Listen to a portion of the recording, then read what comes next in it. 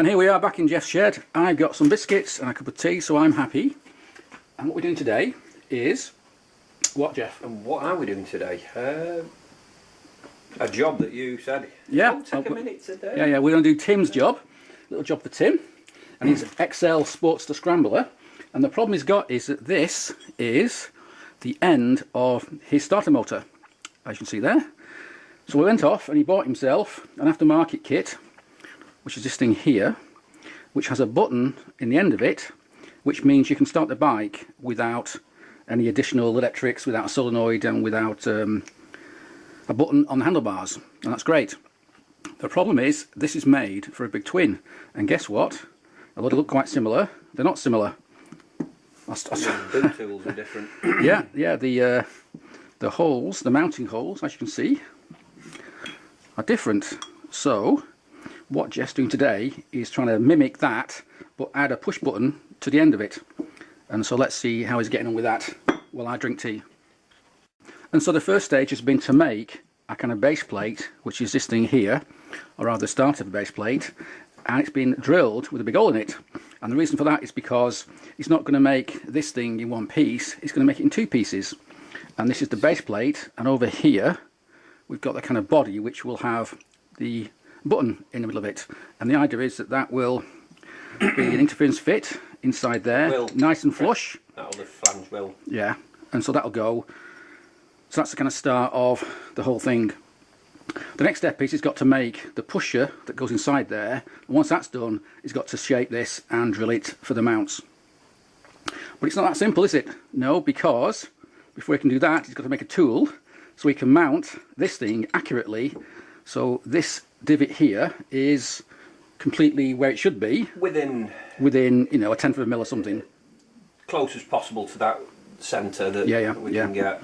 And so to do that, he's making something now on a lathe. To centralise them whilst I drill. Okay, so let's go and look at that now then. Right, so go on then. We've got this little piece here in the lathe. Yeah, I've just had to take it off the bolt that I had in it whilst machining it. Yeah. I mean, that's ready to go on there, but what we need to do now is we might have to lose a bit of the length, and then that'll slide onto there, and hopefully things will be lined. Well, yeah, we'll cut that bit. Without dropping it. Yeah, we'll cut that bit. Without dropping it. So the point is, this piece here is just a temporary fixture to allow you to align that. It will hold with the that, plate. and then I can sort of clamp it, and then I can get the drill holes in, and then shape it. Yeah. So although it looks easy, you've actually got to make an intermediate step first, which is making this thing to allow you to get that mounted just right. I mean, to make it in one, you'd be. It would be a massive, it's a huge amount of work. Big chunk of billet and a lot of hours work to machine it. Right. Okay. And you've only got to drop one error. Yes. And you start again.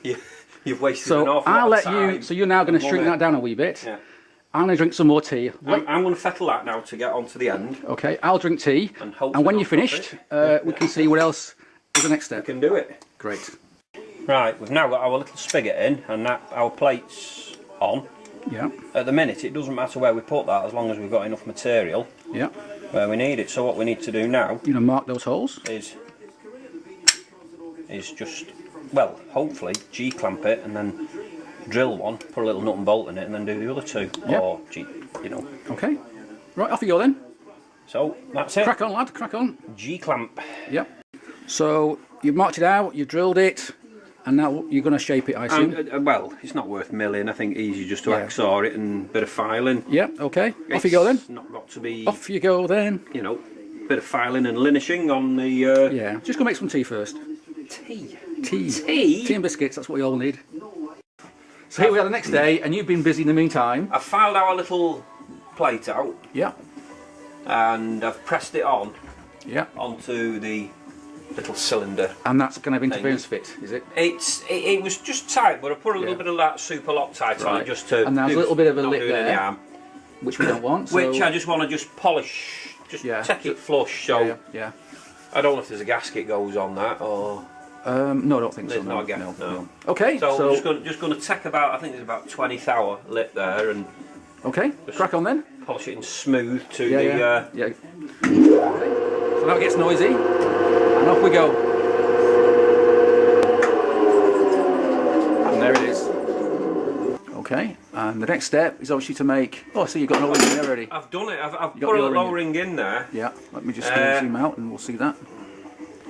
For the little brass, we've made our brass plunger. Oh, you've done it already, have you? I've done it, yeah. Oh, okay, okay. Well, okay, let's crack on then. But, and it's being left unpolished for now because we don't know what Tim wants in the way of finish. Perhaps he wants it painting or anodizing, we're not sure. So for now it's being left. And so now I'll take it back to Tim and we'll see how it looks on his bike. So thanks for watching and cheers.